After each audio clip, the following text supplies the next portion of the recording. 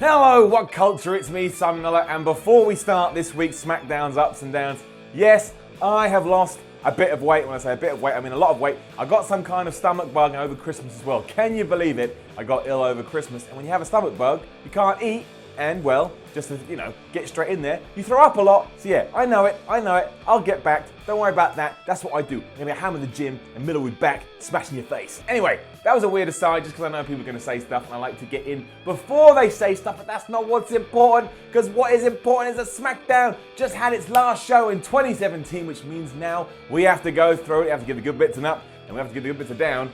Let me, spoiler for you, this was a damn good show. I saw some people on the internet say they didn't like it. Well, I liked it, so prepare yourself for some ups.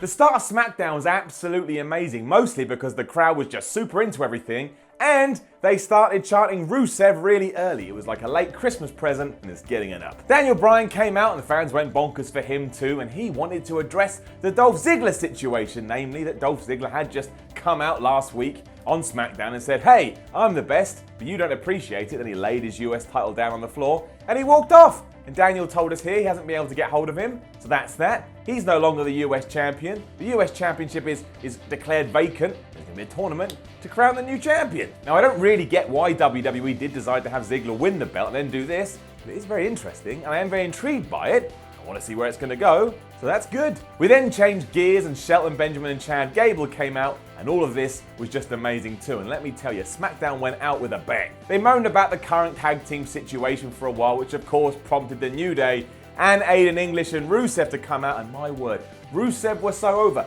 It was like this was the moment I've been waiting for years, and it's finally arrived.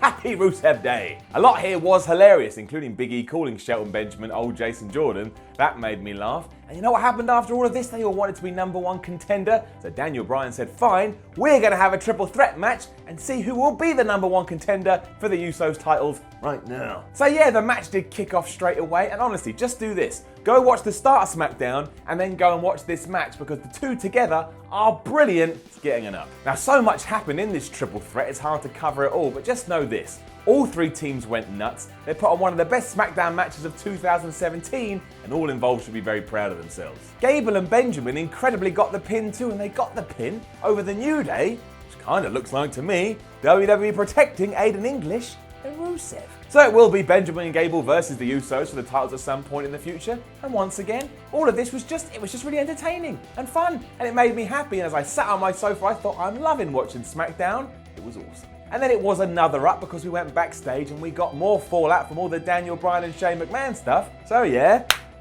up. I don't know why I slapped my hand like that. It's weird and a bit annoying. This was just another awkward discussion, as you could feel the tension in the air, and basically, Shane McMahon didn't appreciate the fact that Daniel Bryan had put on this US title tournament, and he didn't like that last week Bryan had said he was like Mr. McMahon. On top of that, Shane was also frustrated that Daniel had made Owens versus Styles for later on in the night, to which Daniel just said, yeah, but that was one of the best feuds we had in 2017.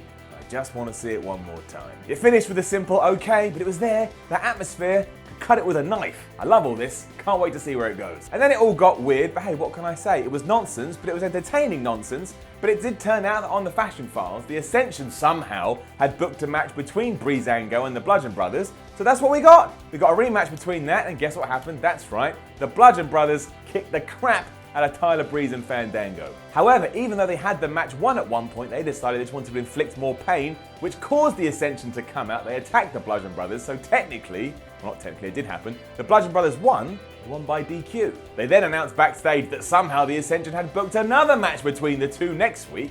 Don't know how that happened, but I tell you, again, I did enjoy it. So what do you want from me? Well, I tell you what you're getting an up. The first down comes because once again, WWE feels the need to throw all of their women into one segment, and that's why often women's segments in WWE get a down. You don't do that with the men, so don't do it with the women. Have individual feuds and let them come out throughout the show. Don't have like a 10-minute block where you go, women's block. Sucks. SmackDown. This was just a short match between Ruby Riott and Naomi, and I did appreciate the fact that Ruby Riott beat her really quickly, because now at least the Riott Squad does feel a bit dominant again. However, after the match, the Riott Squad did start putting the boots to Naomi, which prompted Charlotte to come out, and she tried to chase them off but failed, and then Natalya, Tamina, Lana, and Carmella, there you go, boom. They all came out and eventually ran off the heels. And I tell you, I've got no idea what's going on here, really don't.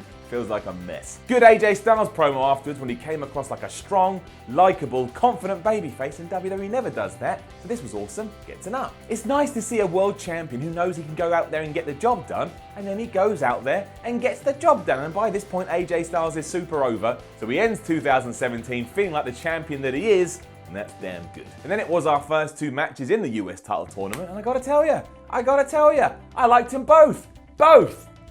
Up. It saw Corbin go against Rude and Jinder Mahal go against Ty Dillinger, who's come back from nowhere, and it also kind of tells you what the future holds for Jinder Mahal. And yes, Bobby Roode and Jinder Mahal progressed here, but again, they were both just solid matches. They weren't anything special, but the crowd was into them. I enjoyed the ride. So again, what can I do? I can't give it a down just because. That'd be ridiculous. So it gets an up. It was just a solid start to a very rare WWE tournament.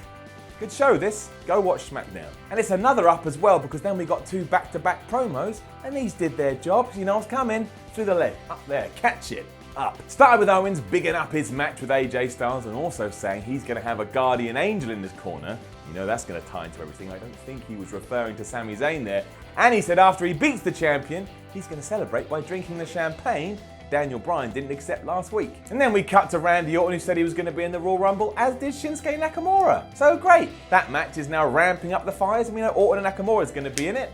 That's just good all round. And yes, it's one more up, if you can believe that, which means SmackDown almost got a clean sweep this week, because AJ Styles versus Kevin Owens. Of course it wasn't up. Not only was it another fine match between the two, but it's also helped spurned on everything with Shane McMahon and all the ragamuffins that run around in it. With Sami Zayn at ringside, who of course did keep interfering, Shane McMahon went out there to try and stop that, but because he did that, he created his own distraction. And what did Kevin Owens do? That's right, he rolled up AJ Styles for the 1, 2, 3. This caused Styles to look very angry at McMahon, who's all like, oh, I'm sorry.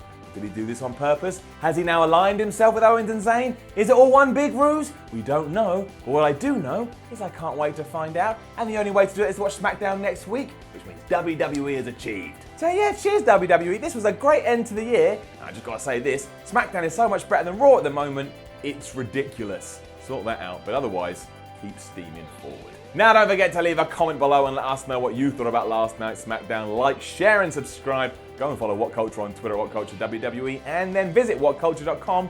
Read articles with your eyes, otherwise you may go blind.